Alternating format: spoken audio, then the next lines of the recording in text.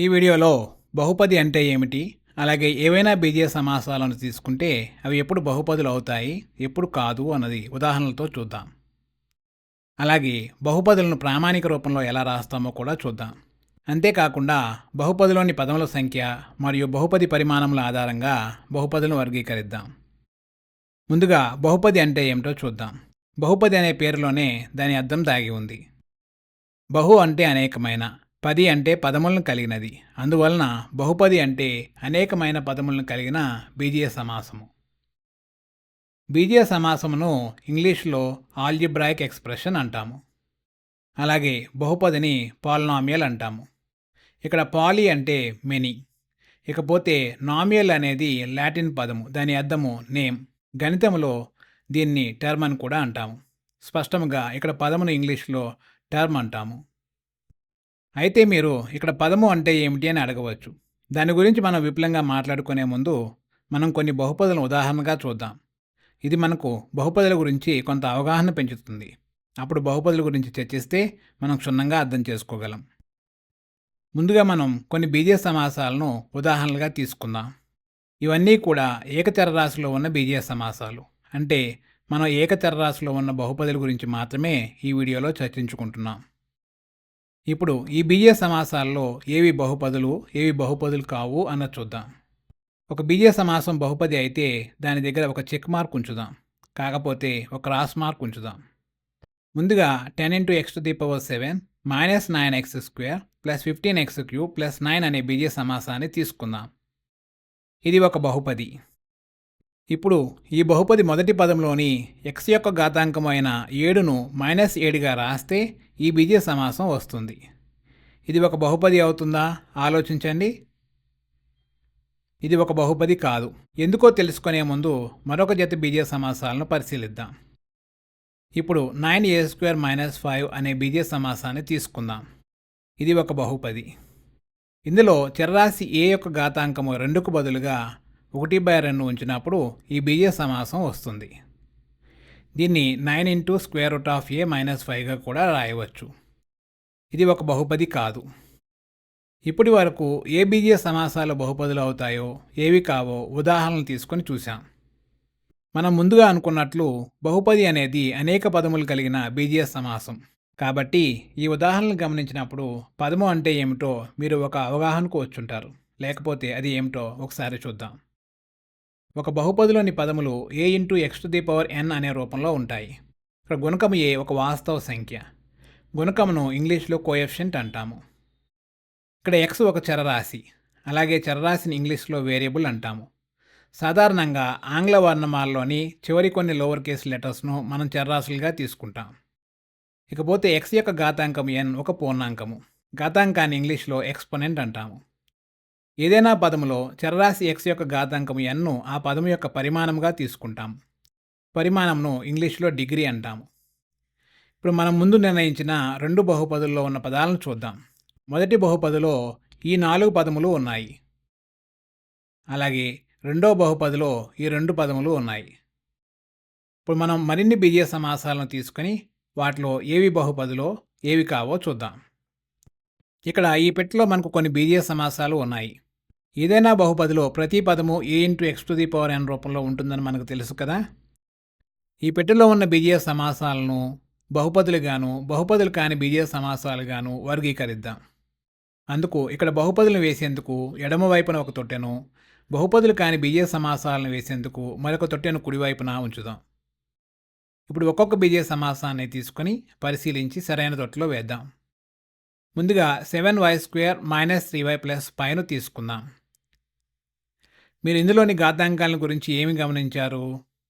ఇందులో ఘాతాంకాలన్నీ పూర్ణాంకములే. కాబట్టి ఇది చరరాశి yలో గల ఒక బహుపది. దీన్ని ఎడమ వైపున ఉన్న తొట్టెలో వేద్దాం. ఇప్పుడు 9a⁴x - 5ను తీసుకుందాం. దీన్ని ఏ తొట్టెలో వేస్తారు? ఇక్కడ మొదటి పదంలో చరరాశి a యొక్క ఘాతాంకము కూడా ఒక చరరాశిని. ఈ ఘాతాంకము x విలువ ఒక పూర్ణాంకం కాకపోవచ్చు. కాబట్టి ఇది ఒక బహుపది కాకపోవచ్చును. దీన్ని కుడివైపున ఉన్న తొట్టెలో వేస్తాము. తరువాత 3 × x⁴1/2 + 5 ఇది బహుపది అయినా? ఇక్కడ x యొక్క ఘాతాంకము ఒక భిన్నము. ఇది పూర్ణాంకము కాదు. కాబట్టి ఇది ఒక బహుపది కాదు. ఇప్పుడు ఒక స్థిర సంఖ్య 6ను తీసుకుందాం. దీన్ని ఎడమ వైపున ఉన్న తొట్టులో వేస్తున్నాను. మీరు ఆశ్చర్యపోతూ నన్ను అడగవచ్చు, ఇది ఒక స్థిర సంఖ్య కదా, ఇందులో ఏ చరరాశి లేదు కదా, ఇది ఎలా బహుపది అవుతుంది అని. అది ఎలాగో చూద్దాం. ఈ స్థిర సంఖ్యను మనం 6 ఇంటూ x⁴ రాయవచ్చు. ఇక్కడ చరరాశి x మాత్రమే కానవసరం లేదు, అది ఏదైనా కావచ్చు. అంటే దీన్ని 6 ఇంటూ y⁴ కూడా రాయవచ్చు. అయితే ఇక్కడ ఘాతాంకం 0 ఒక పూర్ణాంకము, కాబట్టి ప్రతి స్థిర సంఖ్య ఒక బహుపది అవుతుంది. అలాగే స్థిర సంఖ్య 6 కూడా. తదుపరి 1/3 ఇంటూ x మైనస్ 4. ఇక్కడ x యొక్క ఘాతాంకము 1. ఇది ఒక పూర్ణాంకము. ఇక్కడ గుణకము 1/3 ఒక పూర్ణ సంఖ్య కాదు, అయినప్పటికీ ఇది ఒక బహుపది. ఎందుకంటే ప్రతి పదములోని గుణకము ఒక వాస్తవ సంఖ్య అయితే సరిపోతుంది. కాబట్టి దీన్ని ఎడమ వైపున ఉన్న తొట్టులో వేస్తున్నాం.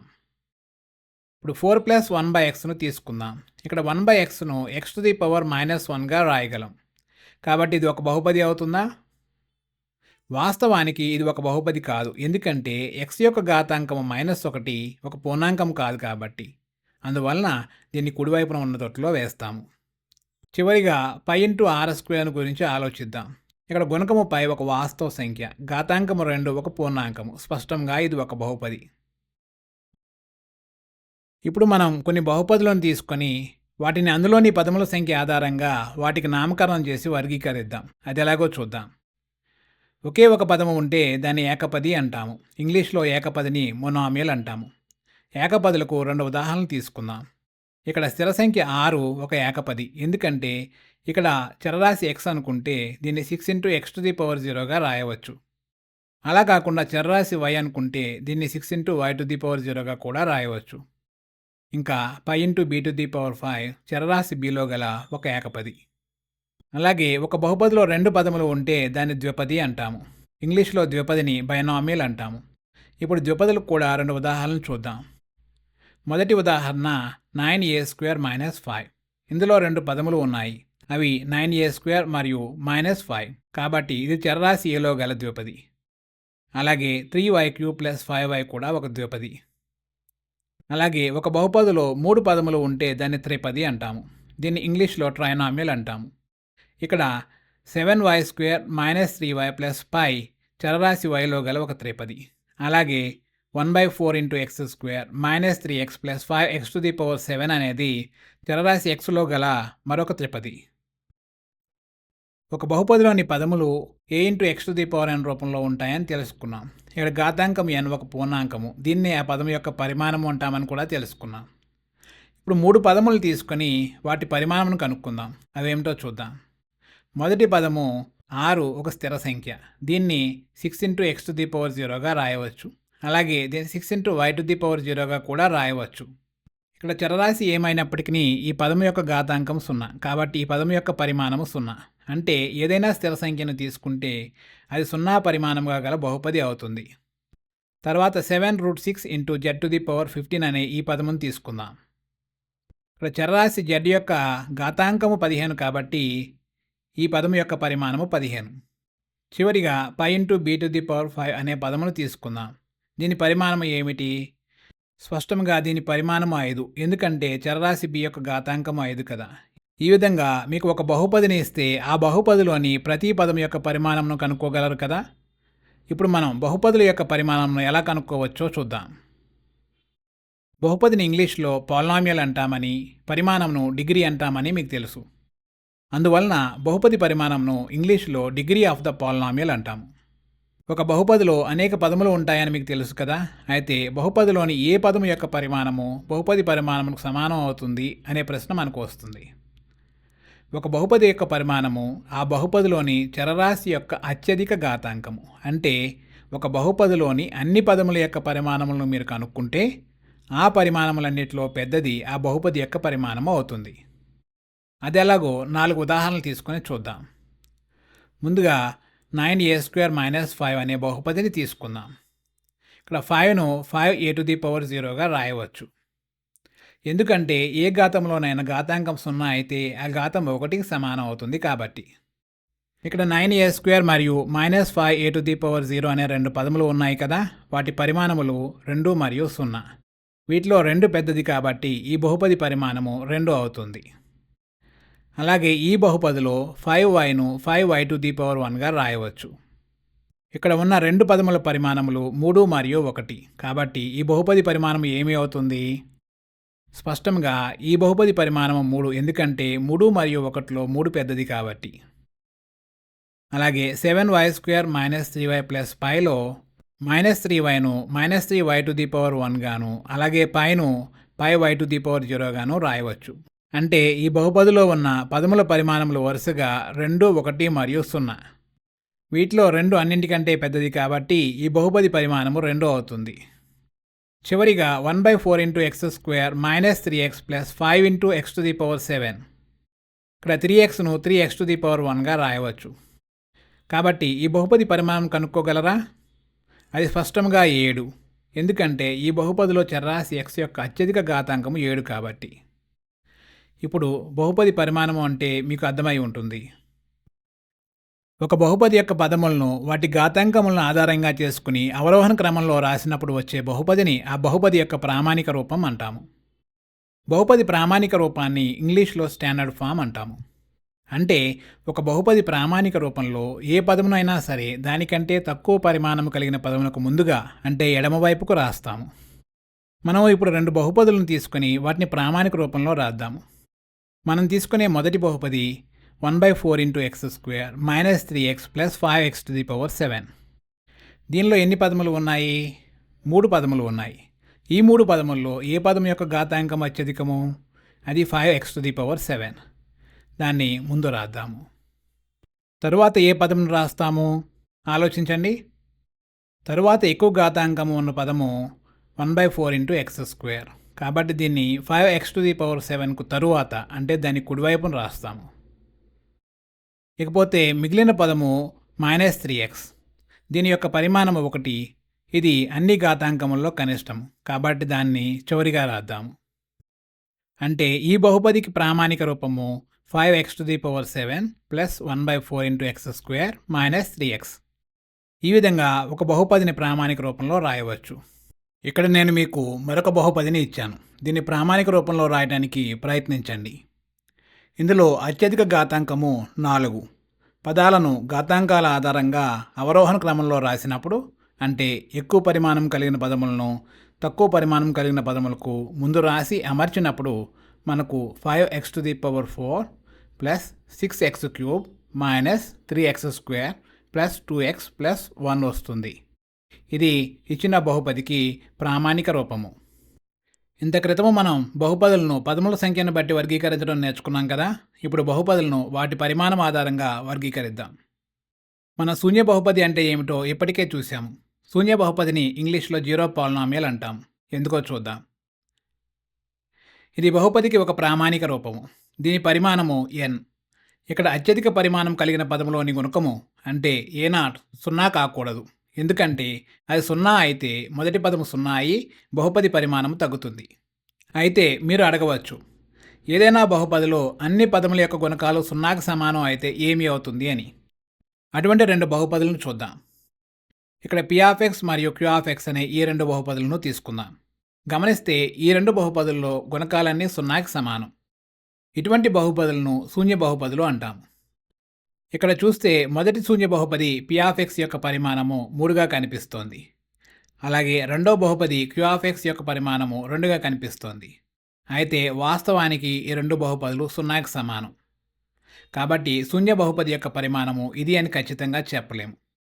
అంటే శూన్య బహుపది యొక్క పరిమాణము నిర్వచించబడదు.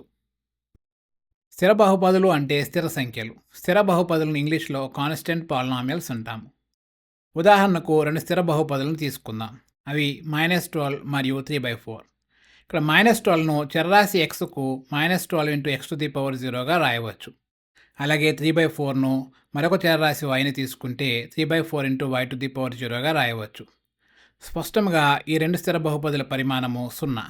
అంటే స్థిర బహుపదుల పరిమాణము 0కి సమానము. ఒక బహుపది పరిమాణము 1 అయితే దాన్ని రేఖీయ బహుపది అంటాము. దీన్ని ఇంగ్లీష్లో లీనియర్ పాలినామియల్ అంటారు. దీని ప్రామాణిక రూపము ax + b. ఇక్కడ a మరియు bలు వాస్తవ సంఖ్యలు. అలాగే a 0కి సమానం కాకూడదు. ఇక్కడ మీరు రేఖీయ బహుపదులకు 2 ఉదాహరణలు చూడవచ్చు. అవి x-12 మరియు -7x+8. ఇక ఒక బహుపది పరిమాణము 2 అయితే దాన్ని వర్గ బహుపది అంటాము. దీన్ని ఇంగ్లీషులో క్వాడ్రాటిక్ పాలినామియల్ అంటాము. దీని ప్రామాణిక రూపము ax² + bx + c. ఇక్కడ a, b మరియు cలు వాస్తవ సంఖ్యలు. అలాగే a 0కి సమానం కాకూడదు. ఇక్కడ 2x² - 5x + 8 వర్గ బహుపదికి ఒక ఉదాహరణ. అదేవిధంగా ఒక బహుపది పరిమాణం 3 అయితే దాన్ని ఘన బహుపది అంటాము. దీన్ని ఇంగ్లీష్లో క్యూబిక్ పాలినామియల్ అంటాము. దీనికి ప్రామాణిక రూపము ax³ + bx² + cx + d. ఇక్కడ కూడా గుణకాలు వాస్తవ సంఖ్యలు. అలాగే a 0కి సమానం కాదు. 7x³ - 2x² - 5x + 8 అనేది ఘన బహుపదికి ఒక ఉదాహరణ. ఈ వీడియోలో మనం బహుపదుల గురించి చాలా విషయాలు నేర్చుకున్నాం. అవేమిటో ఒకసారి చూద్దాం. ముందుగా మనం బహుపదులు అంటే ఏమిటో ఉదాహరణలతో చూసాం.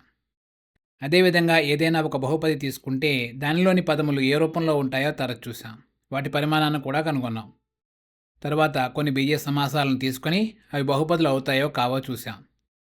అలాగే బహుపదిలో ఉన్న పదముల సంఖ్యను ఆధారంగా చేసుకుని బహుపదులను వర్గీకరించాం. చివరిగా బహుపదులను ప్రామాణిక రూపంలో రాయటం నేర్చుకున్నాం. అదేవిధంగా బహుపదుల పరిమాణం గురించి, ఆ పరిమాణం ఆధారంగా బహుపదులను వర్గీకరించడం గురించి తెలుసుకున్నాం.